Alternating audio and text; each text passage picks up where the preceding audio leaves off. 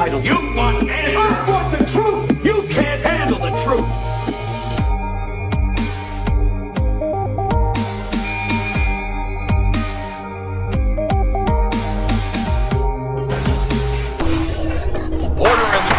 My name is Gator Mark Anthony. I'm 23 years old. I skate for Vision Skateboards, Goings, Skateboard Trucks, Swatch Watch, Exile Sunglasses, and Vision Streetwear. And I like skateboarding a lot.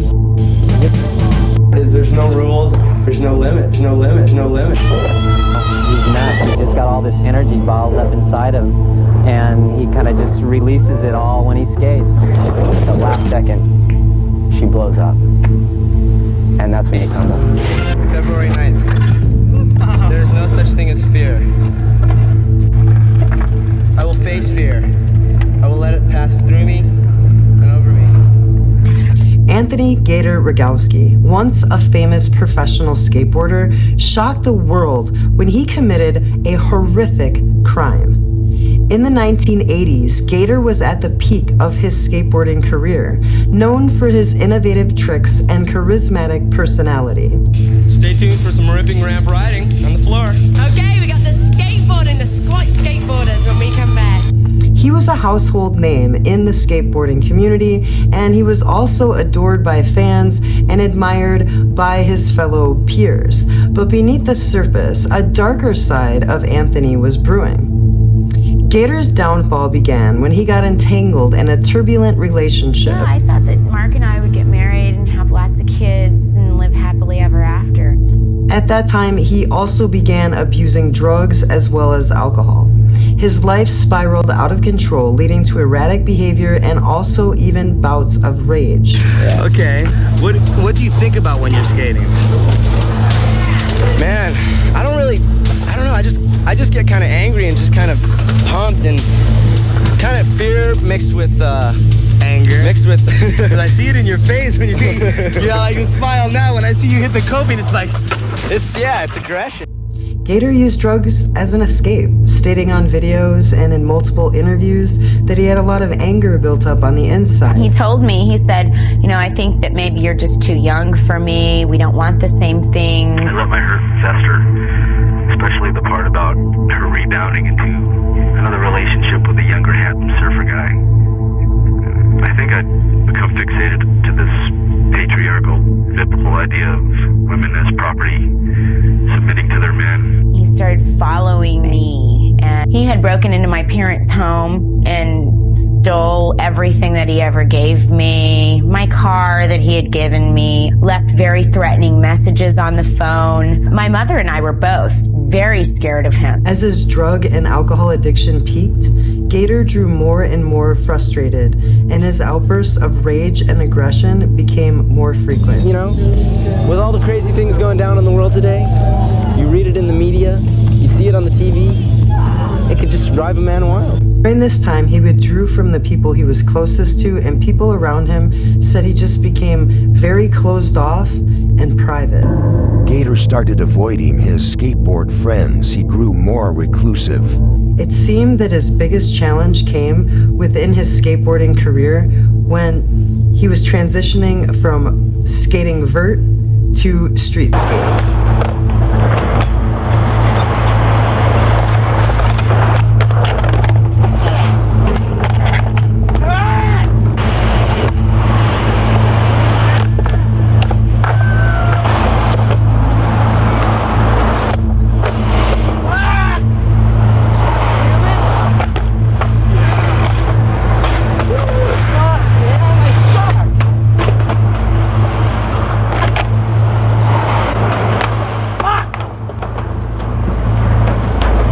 The turning point came in 1991 when Gator brutally murdered a young woman named Jessica Bergstein. She was lured by Gator under the pretense of friendship. Jessica had no idea of the danger that awaited her. The victim was Jessica Bergstein, who moved to San Diego just weeks before her body was discovered April 10th by a young boy who was riding his four-wheeler in the desert. A neighbor remembers last seeing the victim with this man, skateboard pro Mark Anthony. She was bludgeoned with a metal steering wheel lock. Placed her inside of a surfboard bag, and while inside the surfboard bag, then strangled her.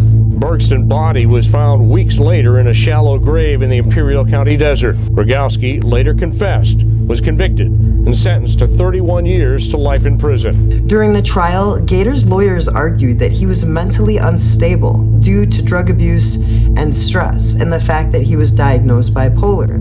Despite their efforts, the evidence was damning against him. He eventually confessed to the murder, showing very little remorse. I think it was about power. When I ended up with Jessica one night, punishing Brandy by hurting her former best friend.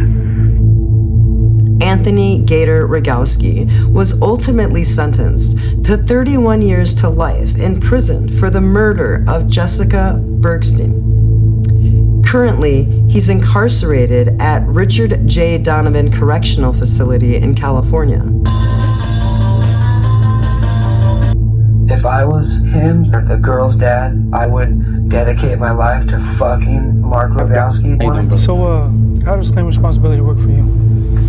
Well, in my life, you know, I've been one that played the blame game a lot. I mean, the family I grew up in, a single-parent family, and I learned, you know, a lot of my self-esteem was based in, you know, what my mom told me I was and how I felt. And so it related, you know, to me looking for my mother in my relationships and with my girlfriends and marital choices. And so that's kind of where I got my self-esteem. With claim responsibility as a tool, I get my self-esteem, my self-empowerment from other sources, from my higher power. But you don't have to allow that to dictate your future. Yes. Own today. Yeah. Thank you. Proud of that choice. Gracias, Papa. Well, that's right. After Mark Rogowski was granted parole last year for a second time, Governor Newsom once again reversed the state parole board's decision to release him. I was very disappointed. Mr. Rogowski's absolutely earned this. Laura Shepard served as Mark Rogowski's attorney. He's just a peace-loving man. He really is. When I realized that feels like cognitive dissonance when you contrast that with the horrificness of his crime. I wonder what I'll do. At state parole board's decision, Governor Newsom wrote that Rogowski has made efforts at self-improvement, but also referenced recent verbal altercations with fellow prisoners, adding that Rogowski must do additional work to understand what led them to act so violently. San Diego County District Attorney Summer Stephan also vehemently opposed Rogowski's release on parole, saying earlier that the victim's loved ones were devastated by the board's decision in June to grant parole, adding the family and friends of Jessica Bergston deserve the continued promise of justice in this case. Shepard, who believes the governor's decision to overturn the board's decision may be politically motivated, but resigned by the reversal. As a member of the public, you know, I don't want to waste any more taxpayer money keeping him in prison, and I want to see the good he can do out here. And Rogowski will be eligible to be considered for parole once again this November in about 10 months' time. He remains behind bars, serving out his sentence with very little chance of ever being released. However, his case comes up for review again very, very soon. Gator Mark Anthony, the skater, creator. What's it called? The hip gyrator. Creator of the mind, cement creator. See y'all later. So we will be exploring what happens in this case, and we welcome your thoughts about what you think should happen in this case, and your thoughts about this case in the comments below. Thanks for being here, guys. Take care.